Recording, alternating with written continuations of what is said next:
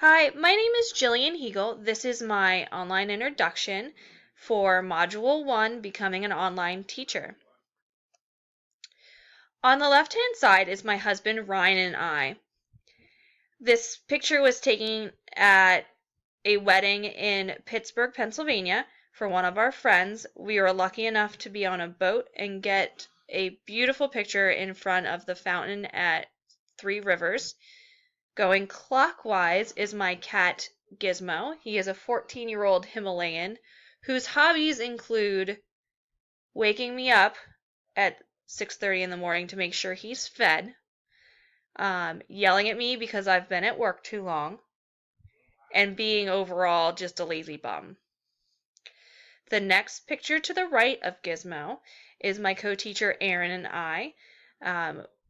There will be more about our relationship on the next page. Below Aaron and I is a picture of myself at Halloween time.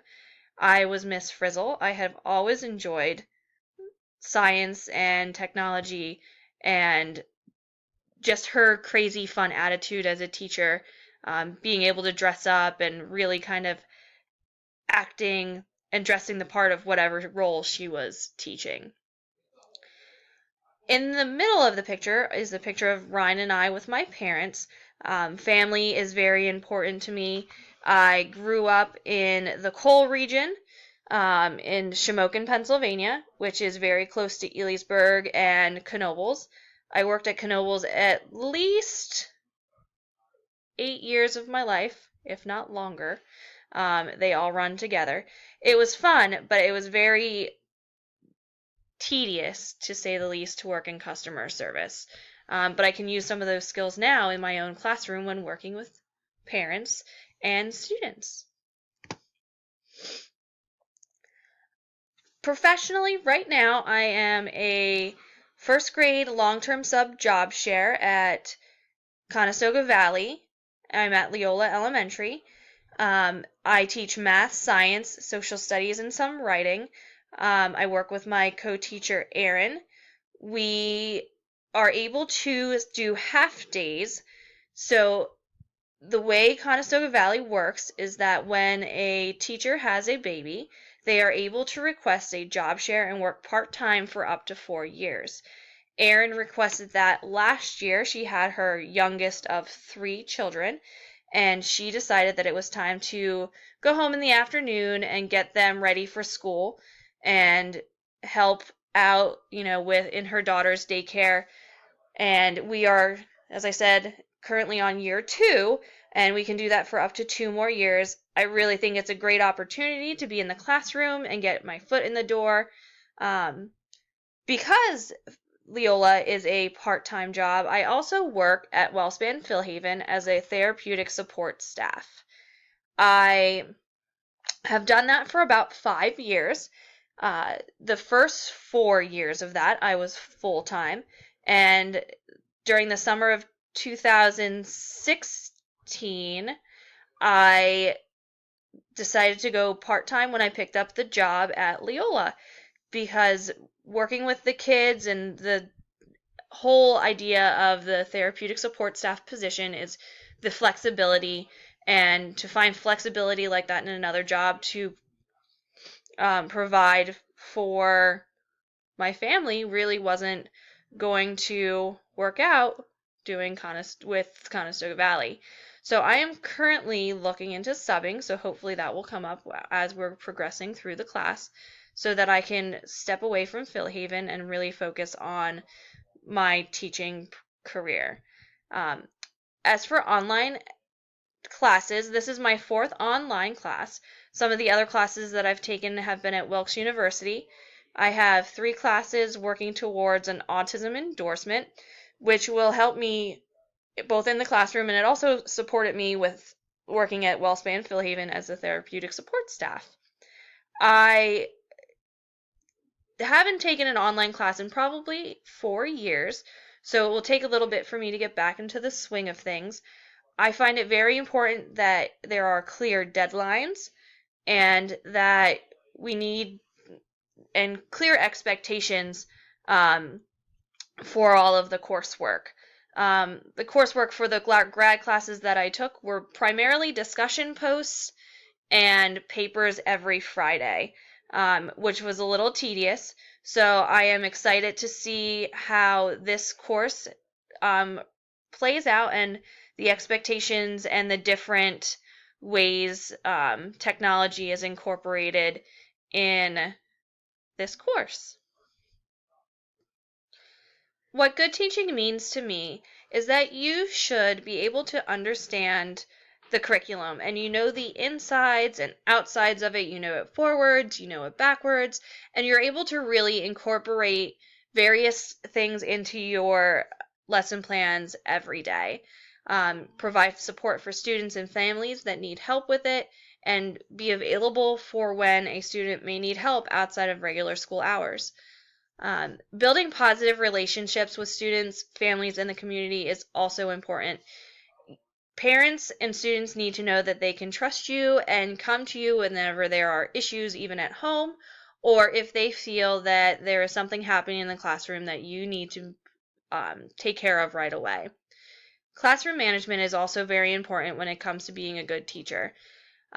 You have to be able to control the students in your room so that you are able to go through with your lessons and make sure every student is getting the attention that they need and everything is differentiated to their needs, and it is providing a positive learning environment. Collaboration is also very important. Knowing when to ask for help is key, and having that other teacher to sound off and talk about things that have happened through the day or find out maybe that they've done something different for the same lesson is also very important. So being able to work with the teachers around you and the families is important to being a good teacher, and of course making learning interesting for the students. When comparing a brick and mortar school to an online school, there are some things that pop into my mind right away that I would have concerns with, and that I really think are fantastic for both situations. The first is face-to-face interactions. I really think brick and mortar provides that personalized face-to-face interaction, whereas online schooling, you're talking through a screen. So I feel like sometimes that may hinder a student's ability to interact with people outside of their classroom. As far as individualization of curriculum and student needs, both online and brick and mortar are able to provide that to the students. It's from our reading, it seems like online schooling has the availability to provide more of a one-on-one individualization for each student, which when we are in a whole group classroom, it is difficult to provide that individualization for each student, where I think online schooling does really a good job to provide that for the students. As I said, both settings have their strengths and their weaknesses. So it would really be up to what the parents and what the teachers think would be best for the student at that time. Some of the topics I would like to further explore from Archambault's article, Identifying and Addressing Teaching Challenges in K-12 Online Learning Environments, are the student issues. I would like to look further into how to approach the parents with the students' difficulties or even the students' successes, and how they would also suggest that maybe the student is not suited for online learning, and because everybody does learn differently. I know I personally am better hands-on, piece of paper in front of me, and sitting in a classroom. Online classes for me have been challenging, and I'm able to grow from it. So talking to the parents from personal experience, may be helpful in that situation. Also, I would be interested in finding out more about how you build rapport with your students and your families during, the online schooling session. What kind of activities they have done, how the parents know that you are trustworthy, and just, getting to know your students more in depth than seeing them every day and talking to them every day. My students I know come in every day and Mrs. Hegel, I lost my tooth, or Mrs. Hegel, I went to my grandmother's farm and we had chickens and we held them upside down. And just really getting that one-on-one environmental aspect with it, that they can come in and talk to me right away. Whereas with online learning, are they able to do that? Can they send you little cute messages about what their weekend is like, and just the personalization of the topic. My other thing that I would like to look at more would be the course content and how that is developed for the students, and how the teachers are able to differentiate for the children's individual needs and their learning styles. Also, their parent involvement. Are the parents at home working on things with the students, or are the students supposed to work on their own? Are the parents completing the work? How is there a way to tell what the parents are doing? I really think that the course content and the parent relationship and parent involvement would be an interesting topic to see. I really enjoyed watching the videos for the online learning communities. The K-12 commercial seemed to really emphasize individual learning plans, the developed with parents, and that they were each differentiated for the individual student. They created an individual education plan that were revisited often.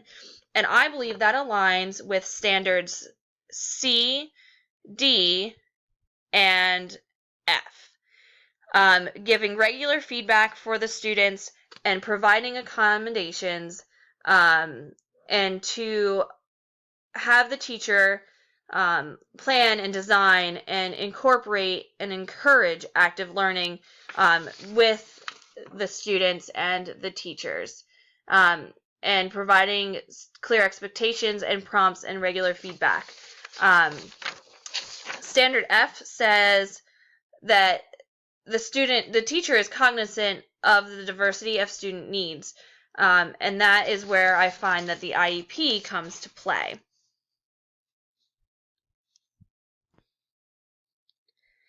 The commercial for Connections Academy also brought up personalized instruction, which is aligned with Standards C for individualized education. What I found interesting, what was emphasized in this, but not aligned to a standard, was having clubs and activities provided for the student. I feel like that is very important for a online school to provide for children. Some clubs and activities outside of the classroom environment so they can interact with their peers, just like in a brick and mortar school students would have the opportunity to do with their peers. Carpe Diem schools in their commercials brought up Standard C once again with their customized education and their power to choose plan. Something that was emphasized but is not aligned to standard was the availability of their higher education degree with an associate's, and even off-campus and on-campus classes, which I thought was very interesting.